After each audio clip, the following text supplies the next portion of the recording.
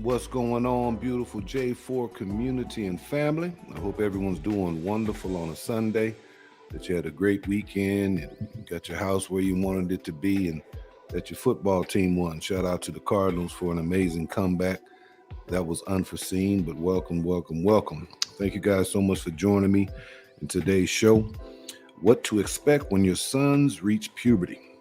As you all know, J4 Conversations is a father themed show. On occasion, we have two sons and two fathers chopping it up about this beautiful thing called life. It's important to have intergenerational conversations with intentionality, whether you be fathers to your sons and daughters, or mothers to your sons and daughters, or collectively as parents. You guys are vibing and being intentional at significant periods of your beautiful seed's life, because there's things that are happening in their world, things that are happening in their sphere, things that are happening to their body, and things that are happening in life. And so it's important that we have timely conversations with some understanding of what our beautiful children are going through, because ultimately, beautiful family, the goal is to raise healthy, grounded, solid individuals who can become independently grounded in life, and then repeat the cycle with a partner through intentional parenting, right? Through intentional parenting. All right. Before we begin, a special shout out to Hybrid Vigor, who at the time we launched it said good vibes. Appreciate that. But also my dear brother Mulatto Vanguard, doing great, brother, here to support the broadcast. Thank you so much. Mulatto Vanguard is doing quite a bit of stuff in the biracial space, and if that is of interest to you, feel free to check out his channel under Mulatto Vanguard. So appreciate you being here, brother. All right. So today, the format, we'll talk about what to expect during puberty, okay? And feel free throughout to pose any questions you have or comments. I'll take a look at them, and should they make sense? I'll pop them up here on the screen, give you a shout out. But then also towards the end, I'll share the link to see if there's any questions initially on the topic, or if you then want to branch out into some other spaces, either in the cultural space or in the parenting space, I'd be certainly happy to do that. So while puberty is a nuance that affects gender, okay, both men and women, the page is also themed in terms of parenting Black children, beautiful young Black children, monoracial children, but also parenting biracial children. And so these are subject matters that we'll deal with and talk about on a regular basis. The content that I'm talking about today is called What to Expect When Your Sons Reach Puberty, and this citation is linked in the description should you want to check it out for yourself. All right. So the goal for today is for more women to become active here on the channel. And the reason I say that is because about 80% of J4 viewers, more than 80%, are women. So I'm assuming they're mothers who are interested in understanding, particularly their son's coming of age process. I'm assuming there's a portion of that are probably in interracial marriages or were in interracial marriages and have biracial children. And so you're just looking to kind of see what the conversation is. But I want to invite you guys to kind of comment, to like, to share, to pose questions, and because I really at some point don't want to talk as much to the microphone or the boxes, but I want to vibe in real time with moms who are front and center, whether they be in marriages or single parents. Shout out to you if you're raising children primarily on your own. And I want to be a resource. I wanted to have some relevancy to your beautiful life. We often talk about not confessing expertise. I don't have a PhD in pediatrics or adolescence, but what I have is life lived.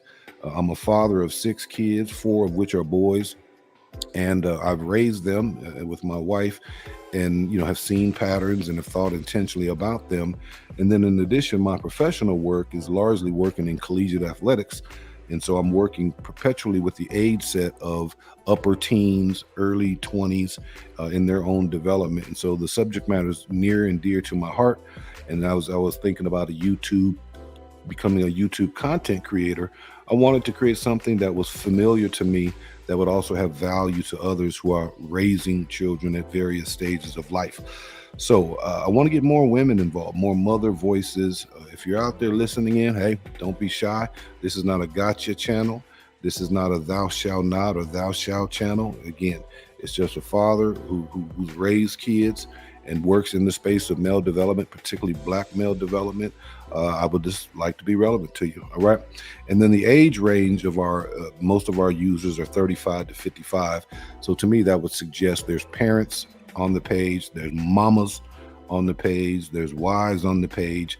And so feel free to introduce yourself to this community. We are not a got you channel. All right. Our literal goal for today is to grow by 3 subscribers. Thank you guys so much in the past. We achieved our goals since the last edition. And so thank you guys for that. If you find value, consider subscribing. Okay, so let's go ahead and get started on the subject matter. Hope everyone is well. Feel free to introduce yourself, particularly if you're raising biracial children and or sons, and this topic has interest to you. Okay, so the first thing that we need to know about puberty in boys is that it is something that every child will go through. There's some generalities in terms of when and the effects of puberty, but it can occur earlier in some instances for boys, or it can occur later in boys. It can start as early as 9, if you can believe it. If you can look at your son and what they're dealing with that 4th grade or something like that, it can start as early as 9. And in looking at some of the cursory research, we're seeing an increase in early start of puberty for a host of different reasons, largely tied to diet or tied to weight. Okay, but generally speaking, 9 is pretty early. For boys, is generally between 11 and 14. All right, puberty for boys is generally between 11 and 14 years old, and it lasts for about 3 to 4 years, which makes sense mathematically because 15 is often used as the seminal numerical age number that represents a child has now completed puberty or the majority of the puberty process. Okay, so it's important to understand that when your child sort of hits that 10 years old, or when they have that 11-year-old birthday, that their body's about to change, family. Their body is about to change, and you are going to witness it before your eyes. And in many instances, you're going to be baffled, especially if you're a mother. You recall your own form of puberty, but it manifests somewhat differently for young girls. But you're going to see this amazing transformation in your boys, and you're going to wonder what's going on, or the way many wives or mothers articulate it is they ask, why are these boys always touching themselves? Why are these boys always touching themselves? Well, because puberty largely concentrates in one primary area of the body, and that is the part that the boys are always touching. Walking around the house with their hands in their pants, sitting on the couch watching cartoons, TVs, video games, whatever the case may be, with their hands in their pants, right? Because their body is succinctly centralizing in one part of their anatomy, and that is the process of puberty, which is the intensification of testosterone, which is basically the male sex hormone that then impacts genitalia, testicles, those kind of things. And it's all happening at a chemical level, and they're trying to navigate that. So that's the answer as to why are my boys always touching themselves. So the first thing you'll begin to see, or you're not going to see this, but the first thing that begins to happen to the beautiful babies is that their body gets bigger, right? They've been growing as an infant. You've been seeing them. If you take episodic pictures, you see growth and change in facial features, right? We see change primarily by looking at our children, and the outward physical changes that we see, those are sort of easy to track and kind of understand. But also internally, there's changes that are now going on as a demarcation of the stage of puberty. And one of the first places that gets impact is the testicles and the penis. Yes, the testicles and the penis are beginning to impact. They grow. They sort of get bigger. They're just getting ready to go from adolescent, boy, teenager, and then getting into man. And so the physicality part of the genitalia also changes with that. And one of the ways in which it changes is in size. All right. Following growth in this specific area, you begin to see hair. Okay. And largely in the form of pubic hair. If you have a rambunctious son, he's going to run out and say, hey, look, mom, I got some darkness going on in my pubic area, right? That might be a moment of pride for him. I recall one of my sons, he was fascinated by hair. That was just big time for him, and he liked to brag to his other brothers that he had, now more a thicker beard or whatever the case may be. But yeah, those are moments where they're looking at their body in terms of the shower or in their room, whatever the case may be, and they notice changes in themselves. And one of the first things that you'll notice is hair that starts popping up initially in the pubic area, and then in other parts of the body. It starts to show up under the armpits, right? Because it's getting for the next phase of puberty that happens, and that is funkness, y'all. Funk. You're like, God dang, I didn't know my child could produce such an odor, right? Well, that's a part of puberty. You go from innocent, sweet smelling baby, to now you got this, my God, get out of the car, run your butt into the shower, right? That's because puberty symbolizes the release of testosterone. Testosterone then impacts the body in certain kind of ways. And after pubic hair, then comes funk. All right, funk. And so moms, dads, you know this from your own life lived, but here are moments, right, where you can take your child, because in terms of parenting strategy, here's a moment where you can take your child and begin to account for, acknowledge body change. They might even have a self-consciousness about their body change, and they certainly will have a self-consciousness if they're funky, right? They'll have a mad self-consciousness if they stank. So this is an opportunity to create a beginning, right? What deodorant are you going to give them, right? Do you simply use what dad used, right? Or if you're a single mom, this is a chance to go to the grocery store and pull off a few lids, do a little smell test, whatever the case may be, look at the ingredients, whatever the case may be, but find a scent that will be the initial scent from an external, deodorant kind of source that your beautiful son will sort of take on. And he'll then begin the ritual of every morning, he'll put on his deodorant, he'll take that deodorant with him. So when PE class is after, and put that back on him, or if he's just intensely funky, sometime during the day, he can go in the backpack and get him some deodorant. It might be a chance for some low level cologne, something just to kind of scent him up and keep him smelling fresh and fly, because this is also a time where they're seminally focused on peer acceptance, and there's curiosities, which is also sort of tied to puberty. But these are conversations around hygiene, around regular showering, bathing, whatever the case may be, but also how throughout the day do you kind of spruce it up if you can't get to a sink or a shower. And so moms have these conversations. It's also important that if you smell some funk on your beautiful seed, that you're delicate in how you bring that up, right? They're going through major sense of esteem issues. And as parents, we want to say in our own style, in our own family way, but to embrace the son and not make a big issue of it. Don't embarrass your son in any way, but just maybe pull him aside and say, hey, I see you're going through puberty. One of the things of puberty is that the body starts to emit a certain kind of odor. It can happen randomly, or it can happen through exercise and sweat. And so, hey, let's go ahead and address that, right? On X day, or later on this afternoon or evening or this weekend, let's go to the grocery store. Let's go to the men's section, and let's go ahead and address that, right? So acknowledge it, don't embarrass, accept it as a kind of a coming of age process, and use it as a time at moms and dads to show understanding, to show care, and to make light of it, but then to address it, right? So yeah, they're gonna get funky. They're gonna get funky. The next part, the one that's almost highly associated with puberty, is the voice change, right? They go from that little voice, that little almost, they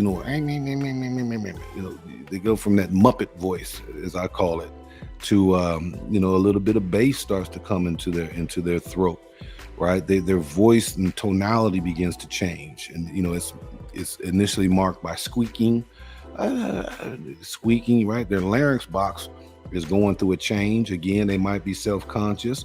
A way to address that is to praise. Oh, I hear some bass coming in your voice. I see you, young man, right? And so to take something that they don't fully understand and grasp because their body's going through a change, and they certainly, aren't being taught about that in any comprehensive way, or at least as I recall from the K-12 space. And so here's a chance for parents to educate and to support and to praise, right? Oh, I see you, young man. I see your voice is catching up to your body, right? And so acknowledge that the voice will change and they'll have the beginning of their man voice. And in this moment of, what sounds like where they're losing their voice, they're just making a biological transition into young adulthood. All right. And then the part where the testosterone really begins to kick in is their body begins to bulk up. You're going to see during this window of time, between 11, 15, 16, whatever the case may be, you're going to see they're going to gain weight. They're going to gain muscle mass. They're going to get bigger. And in many instances, they're going to get stronger, right?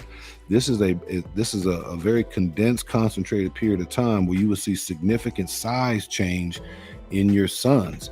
And that is something that they'll be very boastful of. They're going to walk around the house with their shirt off.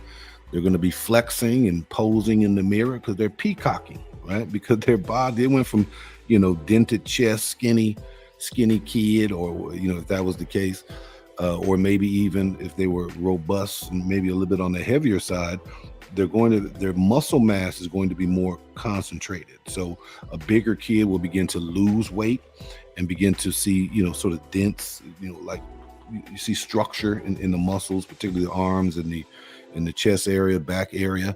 But if they were skinny, they're going to start to get a little bit bigger. So they're going to be peacocking, y'all. They're going to be peacocking, and it's an opportunity to laugh and to make sure that they put their shirt on when company comes. But yeah, you're going to have this young teenager with his hands in his pants, shirt off, flexing. It's a very funny kind of thing.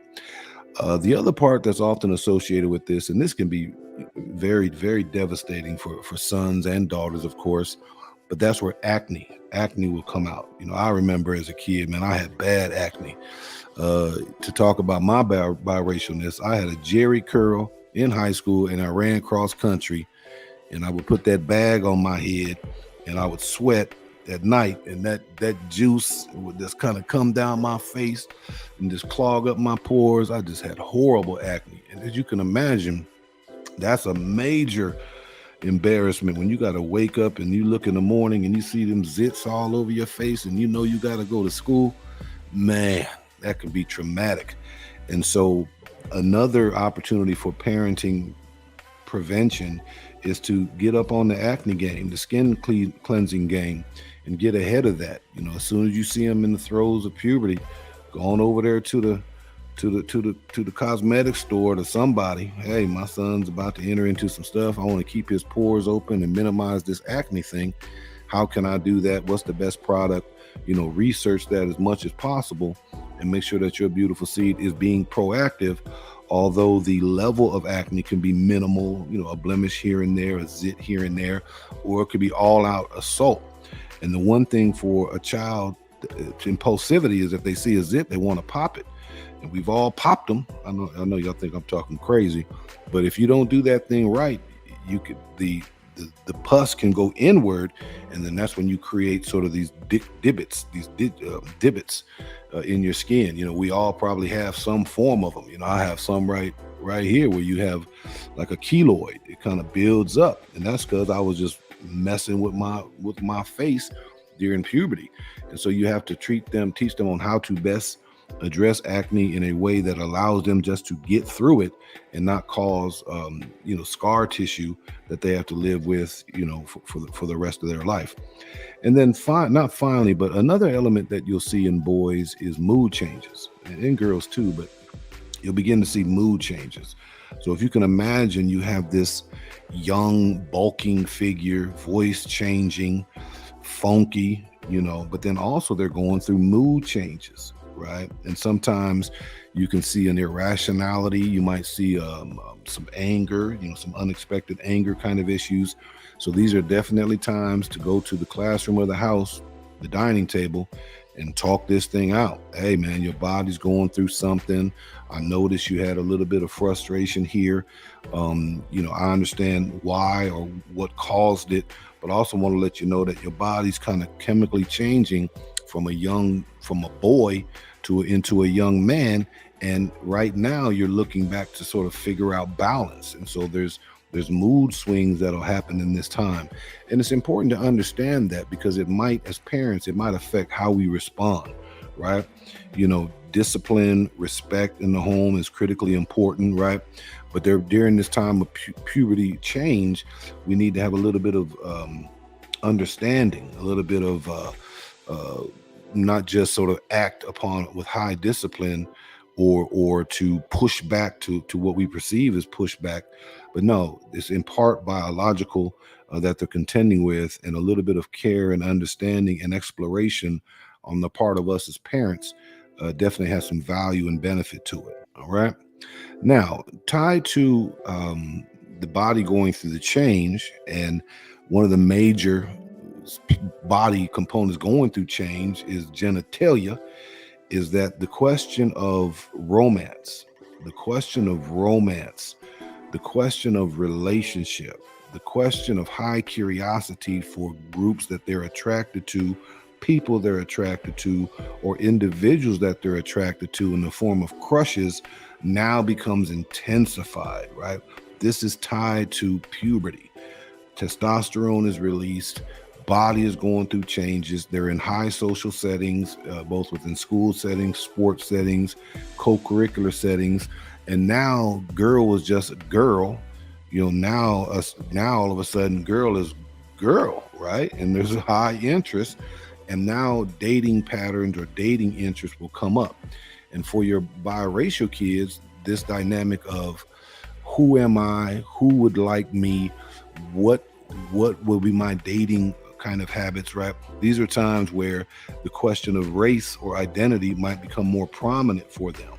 Typically, prior to puberty, they're managing identity within boy spaces. They're managing identity within young men's circles. And there's a nuance to that, but it's one thing to go through identity membership with a peer group versus an identity expression with an amorous or a love interest or a puppy love interest. And so these are also opportunities to go to the classroom of the family, the dinner table, and talk this thing out, right? Hey, who anybody at school you like? Anybody like you, right? Let's talk about that. And there might come the question of, well, what is her background, right? And these can be times where you're expressing an appreciation for the breadth of humanity. You might find that your biracial kid is interested in a white girl, and now all of a sudden mama and or daddy of the culture group, they got to think that through, right? In many black white homes, especially if the mother's black, she wants to check if her son has a healthy love and appreciation for blackness, and one of the ways they observe that is through their dating interests. And so there's a delicacy there as parents and some self-examination as parents that we need to think about as our sons express interest in other people. And then there's race tied to that. So that's going to sort of spark some curiosity and conversations among the parents or the single parent. And these are times to talk it out and I wouldn't recommend that you highly racialize it at that point. You can have your conversations about cultures and young romance and what the broader society might have to say about it. But these are times where they're not looking to get a wife. They're not looking to set a long-term relationship. In their mind, they are, right? Baby, I want to love you for the rest of my life tonight. Yeah, psychologically, they're in that disposition, but they're just exploring different kind of phases. And so this isn't the time to have a hyper racialized conversation. It's just to acknowledge that they are going through this body change. The question of self-acceptance, acceptance by peers, and baby bubblegum love is heavy. It's heavy on their mind. That ought to be the priority of how they're dealing with it, because there's more pressing questions than who they're dating, but that they are dating. And that relates in simultaneously around 15. One of the culminating conclusions of puberty is the capacity for your child to produce a child. One of the culminating dynamics of puberty is now your child can produce a child. And so this is where you got to have a conversation around birth control. If it's daughters, you got to have conversations around condoms. Whatever your family value is, this is a time to have that conversation.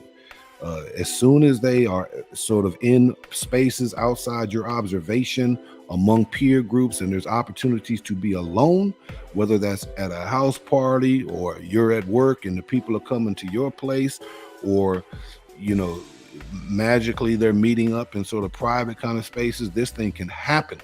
This thing can happen. And so we can't avoid the conversation. We got to be very candid about what their body can produce and how to prevent it until one is ready several years down the road. And so I have extensive conversations with my sons about condoms. My wife has had extensive conversations about our daughters around birth control. And men, you got to have a condom in your pocket. You got to have a condom in your wallet. You got to have a condom in your drawer, a condom in your backpack. Wherever you might find yourself in need of one, it needs to be readily accessible, because you have been capable of producing a child since you were 15 years old. And to produce a child at 15 or anywhere near close to that will completely rearrange your life. And so not only is it important to understand the effects, the outward representations of puberty, but there's an inward representation of puberty. That means your semen is now potent. Your semen is now powerful. Your semen can produce. And so you have to have very elaborate hear me son conversations about that thing between their legs and what it can do, because it's on their mind. Their body and their penis is on their mind. And so we definitely have to talk exhaustively, I can't underscore that more, about the condom conversation with our sons. And then of course, condoms don't only prevent or a strategy in preventing pregnancy, but they also are a means by which to prevent sexually transmitted diseases. The other piece related to that, and let me pause here. If y'all listening in, I see a few folks in these boxes. Would love to know if you have any questions or disagreements or anything to add to the conversation, or perhaps your own experience in the space of seeing your sons going through puberty, or maybe they are young and they're about to reach puberty and you have some questions. So feel free to let me know you're here. Give me some love, give me some energy. There's another phenomena out here, and it's called raw dog. Raw dog, RAWDOG. And as I'm learning, raw dog is this dynamic of intentionally having intimacy, sex, without using a rubber because of the feeling. Crazy young men are saying this. And young men, if you think this and are saying this, you're acting crazy. You're not crazy, but you're acting crazy. Whatever minuscule of feeling and nerve-ending explosion varies between the condom latex and the feeling without it, you have to ask yourself this question: is it worth $250,000? Because the that's what it costs from a middle-income family to raise a child from birth to 18. $250,000. Is that incremental change in feeling? The child, you're still going to ejaculate, you're still going to get that feeling, right? But the minuscule difference between the feeling between raw dog and condom could be $250,000, let alone a relationship to a child that you produce with someone you had no intention to, that you're then held accountable to for the rest of their life. You have to hear me son conversations when it comes to what their body can produce. All right. Well, Hybrid Vigor says, well, I know how I was, right? Hopefully you weren't a raw dog advocate.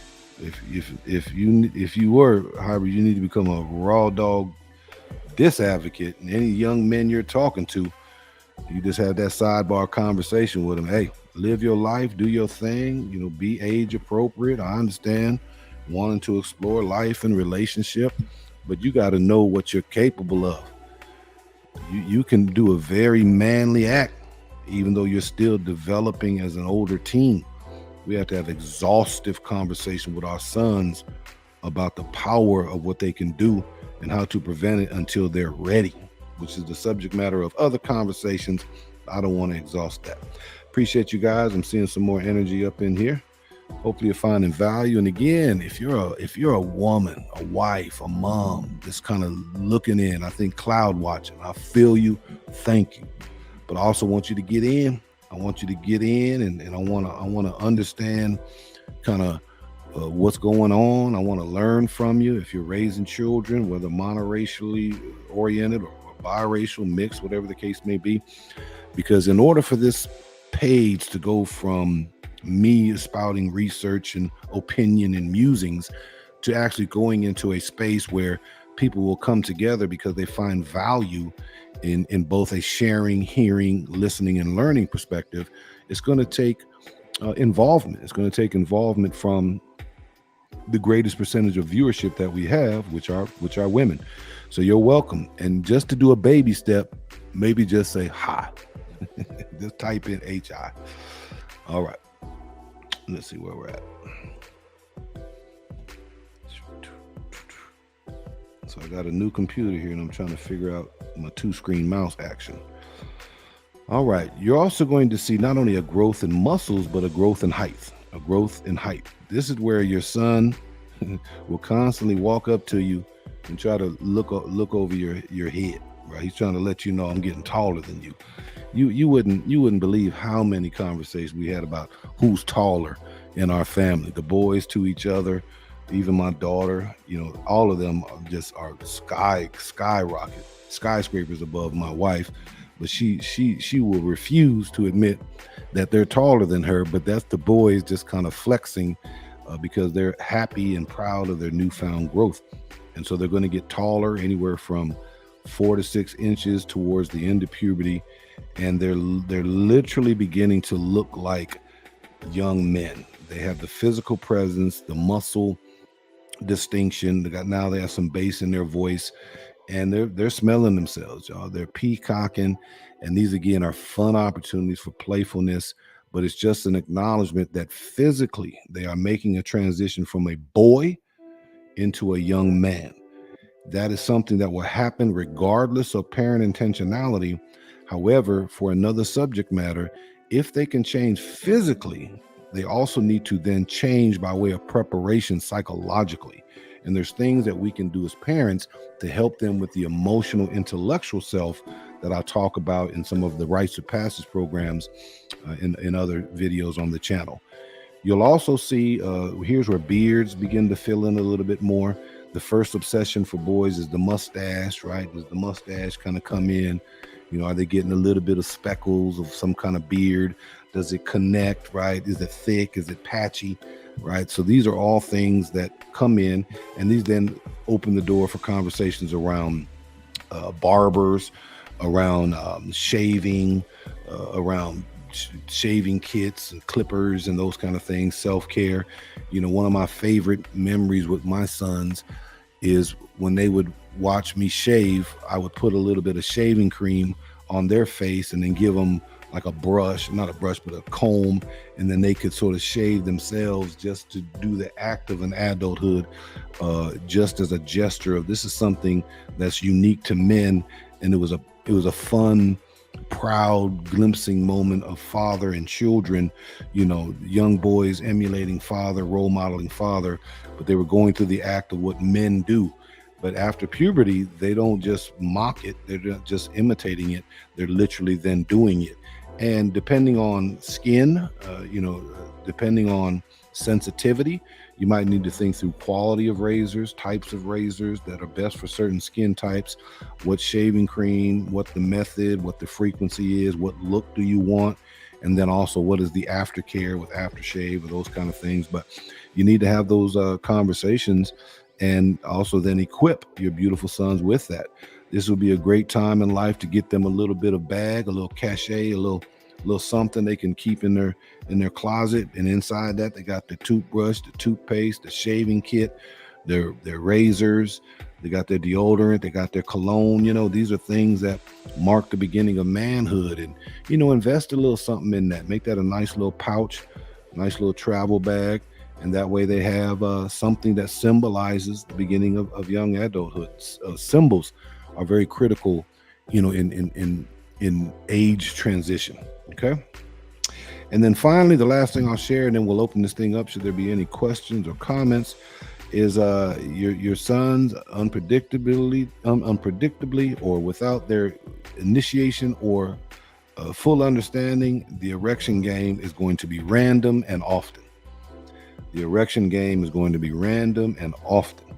It could pop up at school, it could pop up at home, it could pop up outside. It's just unpredictable. They see something in the environment, a certain kind of scent, a certain kind of setup of something, and it arouses them, and then the body responds.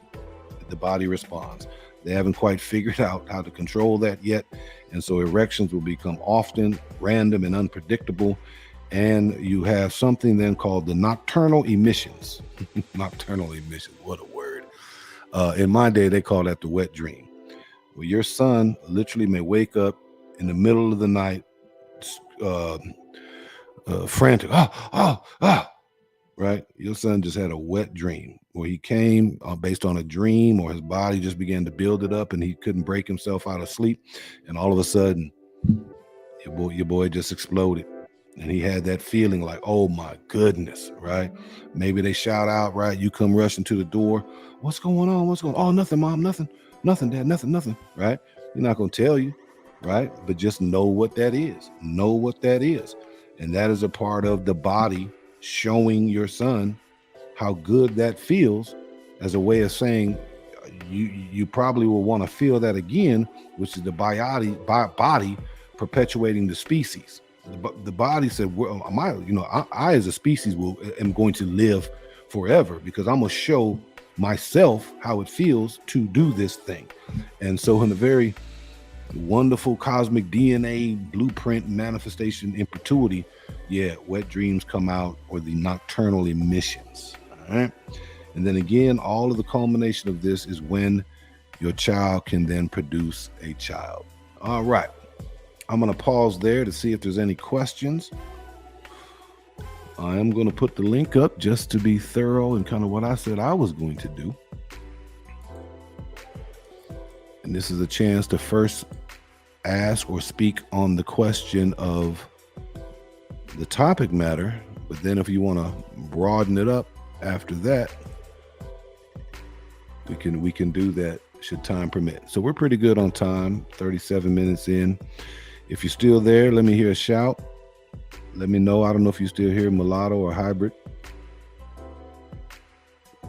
We're talking about puberty in your sons. This channel has a viewership that's predominantly female and age set of 35 to 55, which means I think we're dealing with some mamas, and quite possibly mamas that are single, and quite possibly single mamas who are raising beautiful biracial children or mixed children. And you're looking for a male perspective or voice to offer insight into your beautiful seeds and sons.